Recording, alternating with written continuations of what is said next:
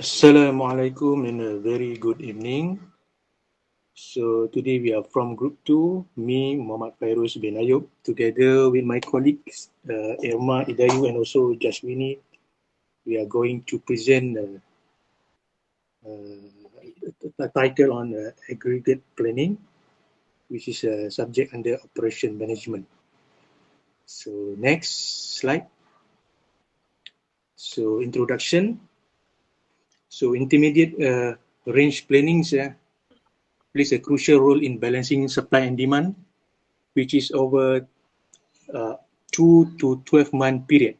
So it is essential for both manufacturing and service industries with ensuring efficient resource allocation and sustainable operation. And also the key aspect, it is based on a time frame focus.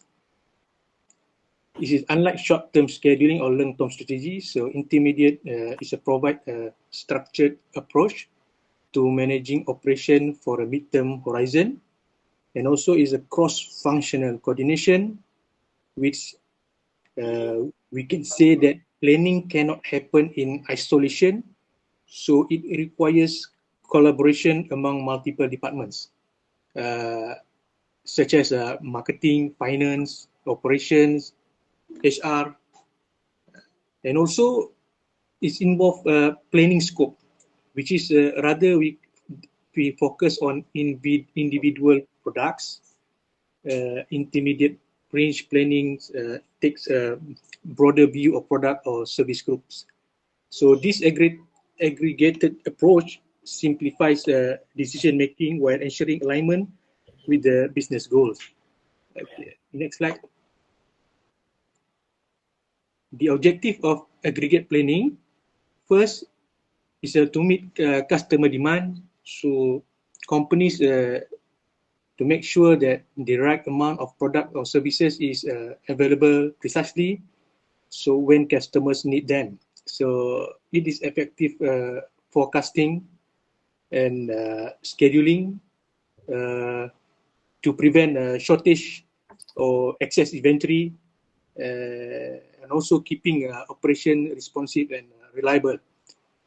Second is use resources wisely. Company planning ahead allow business to optimize labor, equipment, and also the material. And also it can reducing waste. Third is to keep costs low. So the uncontrolled spending can drain profitability. So by reducing unnecessary expenses like excessive overtime, storage costs, or frequent hiring and firing, so business can maintain financial stability without compromising those. Number four, to maintain a stable workforce. So frequent employee turnover disrupts productivity. A well-structured plan can help company to maintain steady and predictable employment. And last is to support company goals. Intermediate planning ensure that medium-term decision is aligned with the larger objective, providing a clear path towards sustainable success. Next. The concept, okay? So the concept is aggregation. Why we use aggregation is it streamlines that decision making. As I can make an example by cutting down the number of variables. So managers need to juggle instead of tracking every detail. Aggregation is focused on broader categories, so making planning more efficient. So for instance, so imagine a bike manufacturer can grouping standard and deluxe bicycles into one category, which is only bicycles. So, or in hospitality, a hotel might treat all room types, standard, suite, or deluxe, as simply as rooms available. So this is reduced complexity. So aggregation makes forecasting and capacity planning easier. streamlines production, and optimize resource allocation. So most importantly is give strategic clarity and also the flexibility. Next. Supply capacity options in aggregate planning. So there are hire and lay off workers, which company may increase or reduce the workers based on projected demand. So strategic hiring is to ensure adequate staffing during busy periods, while layoff often necessary should be managed carefully to minimize disruptions. Overtime and ideal time. So during peak season, so business can utilize overtime hours to meet higher demand. When demand slow, accepting ideal time prevent unnecessary labor costs. So also the companies also can use part-time or temporary workers as a short-term labor solution because it offers flexibility and is ideal for industries with seasonal or fluctuating workloads.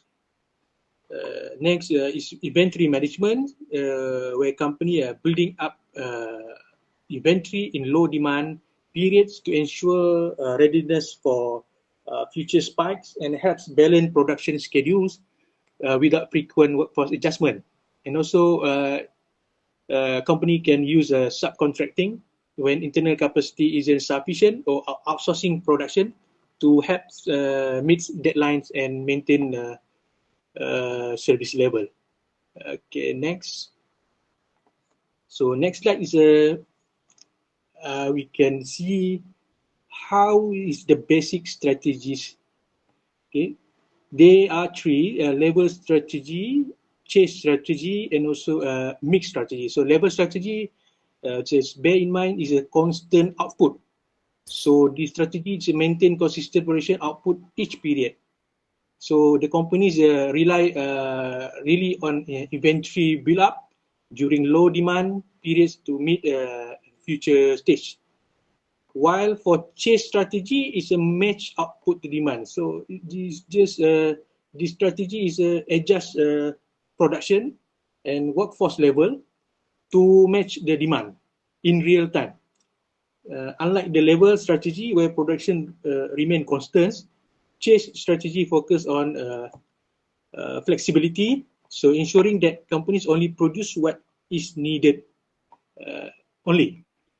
For mixed strategy is a balanced approach, is a combination of level and chase. So this approach adjusts part production while maintaining some stability in operation. So it seeks optimal balance between cost control, workforce stability, and also the service level. Next is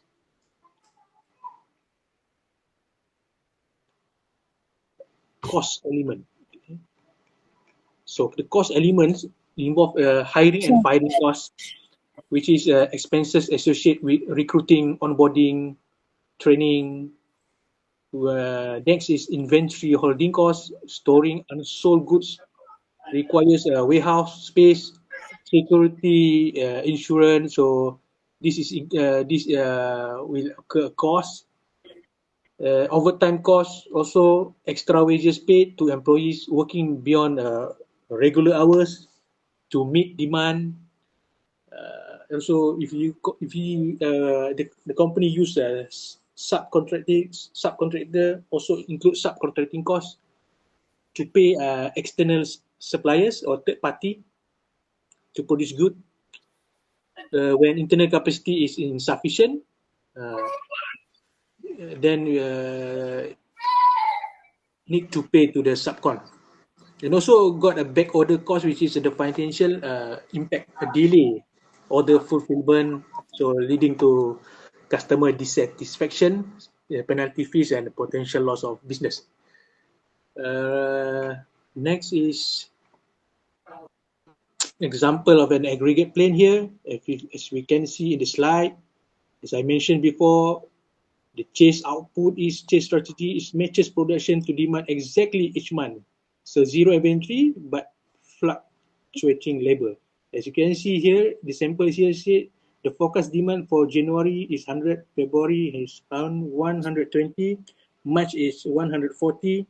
For the chase output, it meets the demands exactly. So the January also 100, February is 120, and March also 140. While leveling strategy, it keeps production constant, 120, but it builds inventory in January. So many overtime or back order is much, depends on the situation. While mixed output, this adjusts production moderately just to balance cost and flexibility. So next is I pass to my friends to discuss further on the chase strategy. Okay. So I proceed. Thank you, Fairuz. I first proceed with the chase strategy. So we have an example for chase strategy for case study 1. So the example is that Mr. Tony Stark, operation manager at Avengers, has outlined the monthly demand forecast in 100 of Viburnum sheet for a 7-month period. So the production facility has a regular capacity of 275 sheets per month, except for month 7, where output is limited to 250 sheets due to scheduled upgrade to the up reactor system. The cost of regular production is $40 per sheet, while overtime production cost is $60 per sheet.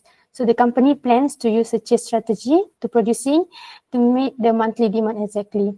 So we need to develop a chase plan for this case, and the forecast has been provided here until month 7. So what we are going to do first is to bring out the important points. So the highlighted red one is the important points that we need to note. So summary of the important points, we have first, regular capacity that need for this operation is 275 sheet per month. And then month 7, output is limited to 250 sheets. So cost regular production is $40 per sheet, and OT cost, overtime cost, is $60 per sheet. So we need to use a chase plan. So first we need to bring out the aggregate planning table. So the forecast and month has been provided. This is from the question. And then the total is the total of quantity together with the cost.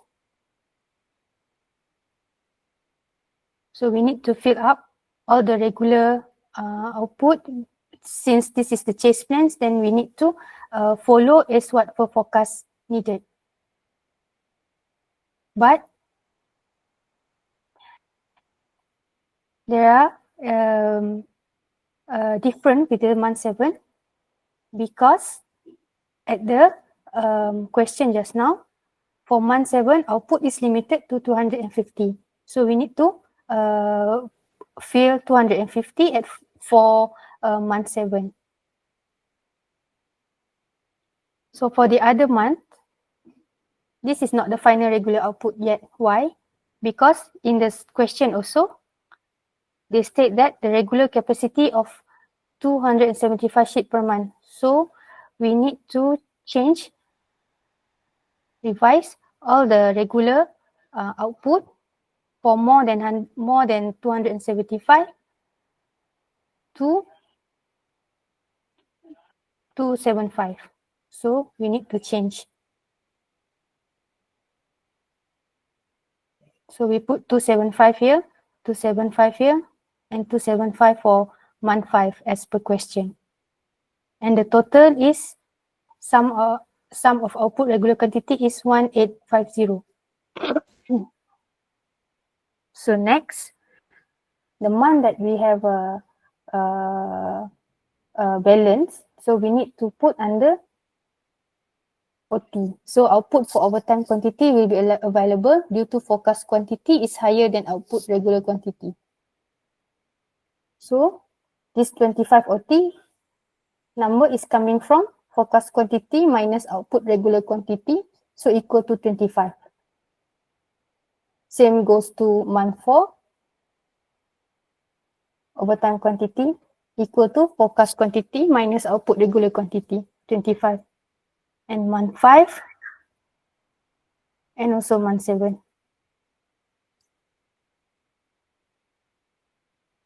So the total OT overtime quantity is 25. Sorry, 75. So now we proceed with the regular time cost. So the cost regular production has been stated is $40 per sheet. So what we are going to do next is regular time cost is equal to output regular quantity times by $40 per sheet. So it's equal to 10,000. Same goes, same step, and 11,000, 10,000 for month 3. And then we proceed with the calculation until month 7. And then we total up. We get the sum of output regular cost, 74,000. Next, OT time. So because we have OT need to produce, so the OT cost is $60 per sheet. So what we are going to do is to overtime cost is equal to output overtime quantity times by $60 per sheet. So we fill in only the month that we need OT. And the total is 4,500, sum of overtime cost. So for the total cost, before that, for inventory, why we did not fill up? Because there is no cost or information provided in the requirement. So subcontract didn't provide cost, output also didn't provide it. So we did not fill in the inventory area. So last but not least, the total cost that we get for chest plan for this case study is 7,8500.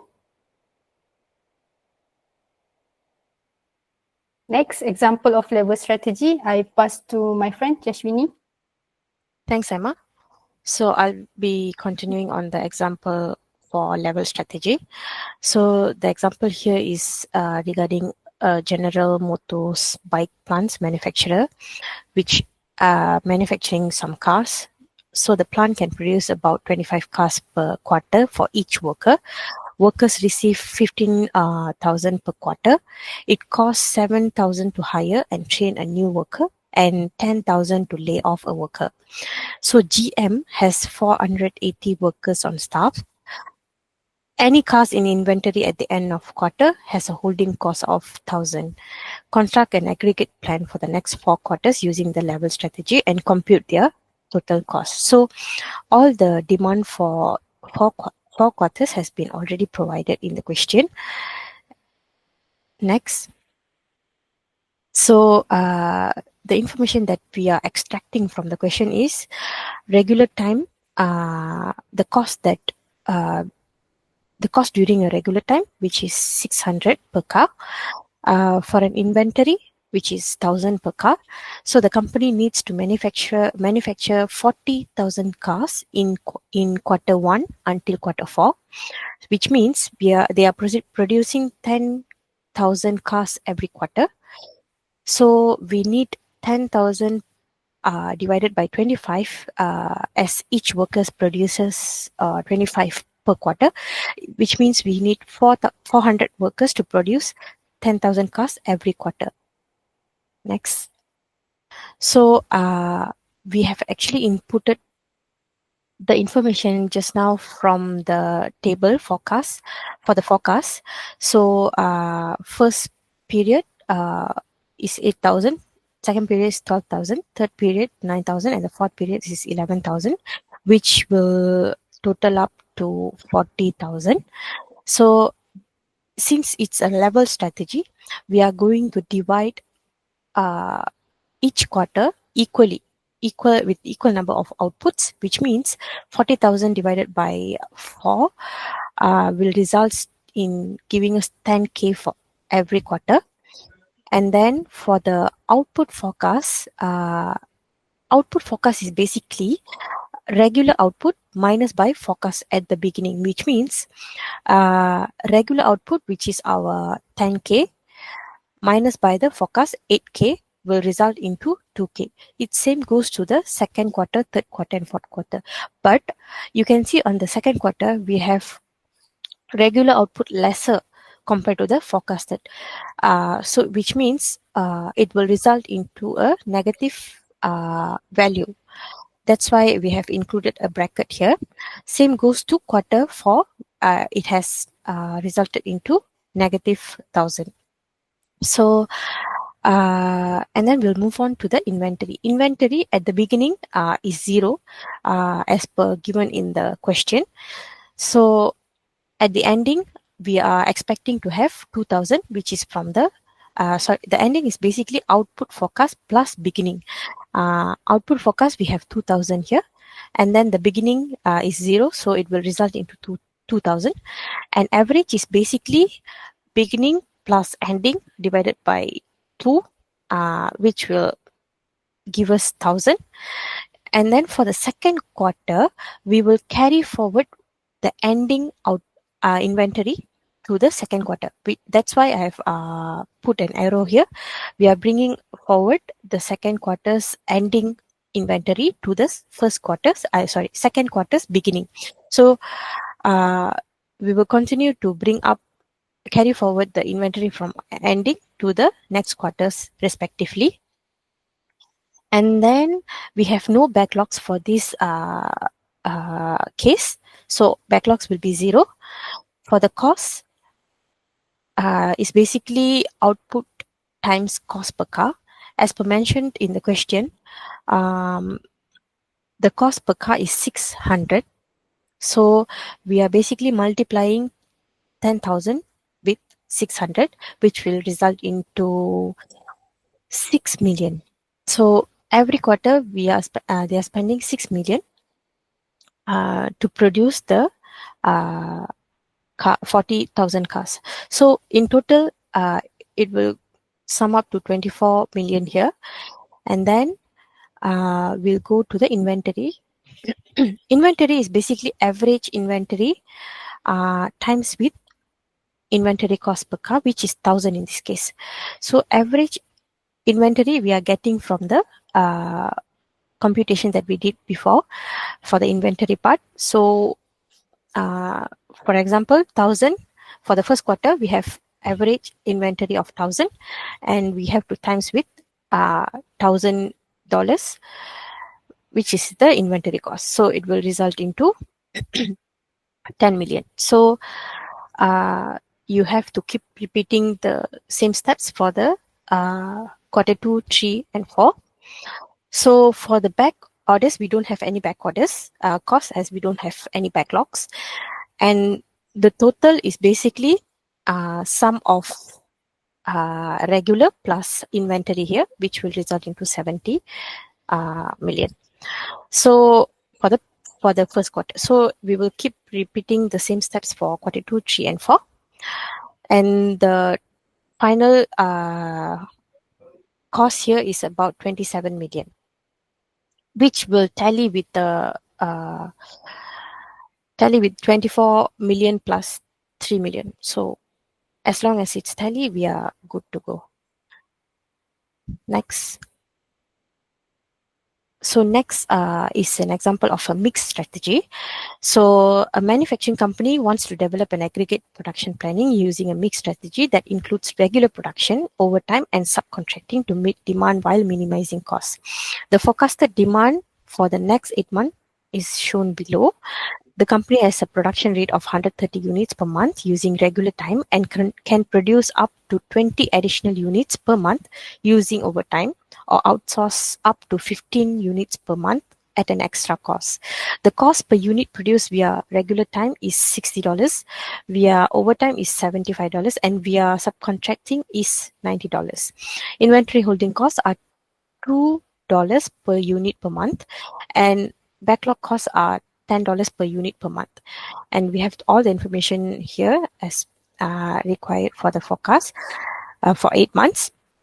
So first is we determine the production strategy here. First, regular production remains 130 units per month. Use overtime production or subcontracting when forecasted demand exceeds regular production. Manage inventory when regular production exceeds demand. Next. Since we are using a mixed strategy here, we will use the same aggregate planning table. So we have inputted all the information from the question for the forecast, and the regular output, we are actually following the numbers that has been stated in the question, which is 130 for each quarter. And for the overtime, it's basically regular output minus forecast. So it's basically 130 minus forecast, which is 120. And for the total output, it's basically regular output plus overtime output. So you have to keep doing it for each quarter for all the 8 quarters. So we have overtime here for the quarter 2, if you can see. So it's because regular output, which is 130, when you minus with 5, you still have 5 more production to go. So you need overtime as 5. So it will be similar to quarter 3 and quarter 7 and quarter 8. So for the output forecast is basically regular output minus forecast plus overtime. So for example, for quarter 1, regular output is 130 minus 120, which is a forecast. There is no overtime involved for quarter 1, so we are left with 10 output forecasts. And it has the same steps for the inventory part. For the beginning stage, there is no inventory, and at the ending we are left with 10 units. So it will give us 5 as an average, and we are carrying forward the 10 units at the end to the second quarter for the beginning. So we will have to keep repeating these steps for all the quarters. Next is the regular the cost. The cost is basically as per stated in the question, which is about 7,800 per quarter. So all the quarters will remain same, which will result us into 62K for 400. For the overtime cost, is basically overtime output times overtime cost, which is 75 per unit. Overtime output here, we can get it from the output section for overtime. For the quarter number 2, we have 5 overtimes. So we will times with 75, which will result into the 375. So these steps need to be repeat for all the periods. And then we have no subcontracts for this case, and we have inventory as per mentioned in the calculations just now. And then for back orders, we are left with no back orders. This will result into when you sum up for the cost with regular overtime plus with the inventory, it will sum up to the total. And the total cost that is required for this planning is basically 64,950. So Yeah, that's for the mixed strategy.